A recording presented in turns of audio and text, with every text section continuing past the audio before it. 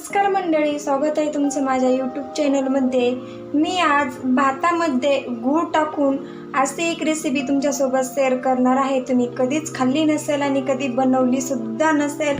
मी आज पारंपरिक पदार्थ चा व्हिडिओ तुमच्यासोबत शेअर करणार आहे। तर मी इथं बनवणार आहे भातापासून आणि गुळापासून भात कुंडुळे।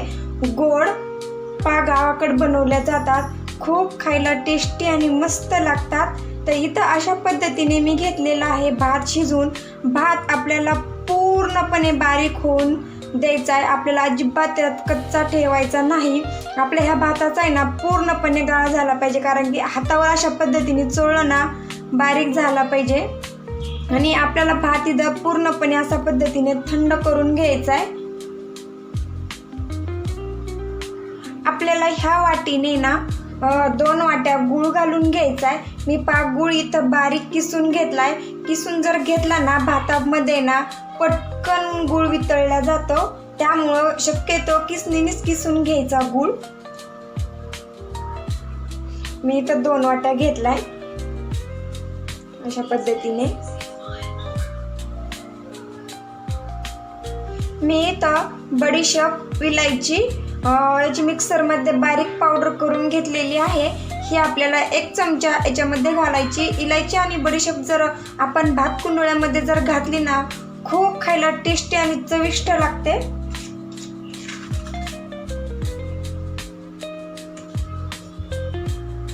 आणि इथं मी ह्या वाटीने 2 वाट्या गव्हाचं पीठ घेणार आहे। आपल्याला गव्हाचं पीठ घ्यायचंय अशा पद्धतीने। आपले परफेक्ट माप आहे। आपण हे आता मिक्स करून घेताना कमी जास्त झालं तरी पण आपण पीठ आणखीन घेऊ शकतो।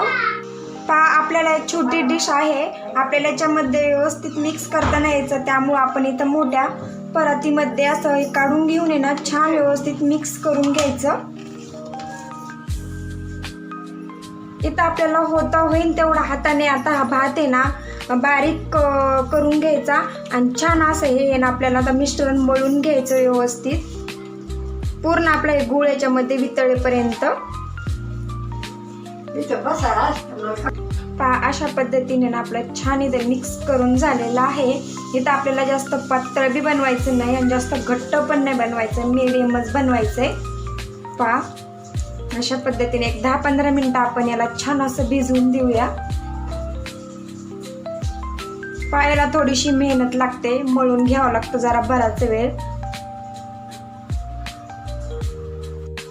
आता आपल्याला इथं भात कुंडुळे थापून घ्यायचे। तर अशा पद्धतीने मी इथं पळपूट घेतलेला आहे आणि तो मांडलेला आहे ताटामध्ये अशा पद्धतीने। आणि मी इथं सुती कॉटनचं फडकं घेतलेलं आहे। एक असं आपल्याला कापड घ्यायचंय, कॉटनचं घ्यायचंय, जेणेकरून त्याला चिकटणार नाही खाली अशा पद्धतीने। आणि आपल्याला अशा पद्धतीने आथरून त्याच्यावरती आपल्याला पाणी टाकून घ्यायचं। मी एका वाटीमध्ये पाणी घेतलेलं आहे, आपल्याला हाताला लावायला चिकटू नये म्हणून। आणि अगोदर अशा पद्धतीने आपल्याला फडक्यावरती पाणी टाकून घ्यायचंय आणि याला आपल्याला थोडंसं तेल सुद्धा लावून घ्यायचंय। तेल लावल्याने ना खाली चिकटत नाही। मी असं ब्रशने ना थोडंसं तेल लावून घेणार आहे कापडाला।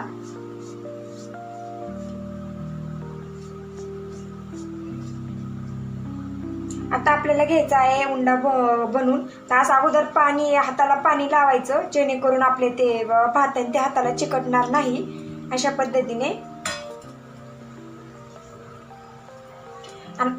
असा गोलसा एक उंडा बनवून घ्यायचा अशा पद्धतीने गोल करून, आणि त्याला हाताला थोडं थोडं पाणी लावून ना व्यवस्थित थापून घ्यायचा।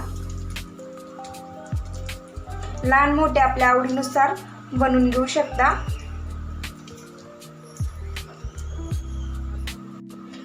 अशा पद्धतीने मी इथं भात कुंडळे थापून घेतलेला आहे। आणि आपल्याला याच्यामध्ये ना असं छोटंसं एक होल करायचं। अशा पद्धतीने जर होल केलं ना आपल्याला तेल याच्यामध्ये तव्यावरती टाकल्याच्या नंतर सोडता येतं आणि त्या मध्ये सुद्धा तेल पोहोचलं जातं।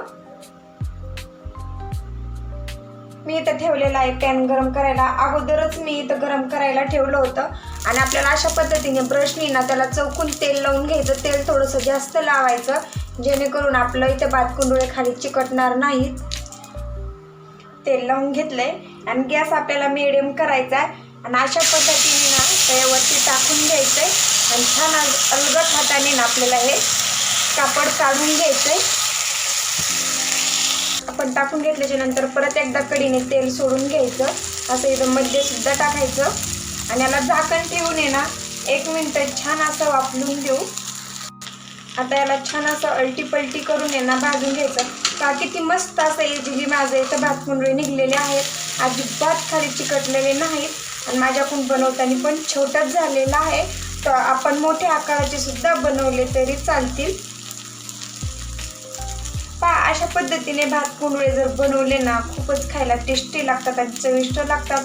रोज रोज भाज्या खाऊन पण कंटाळा येतो, काहीतरी म्हटलं आज नवीन पदार्थ तुमच्यासोबत शेअर करावा.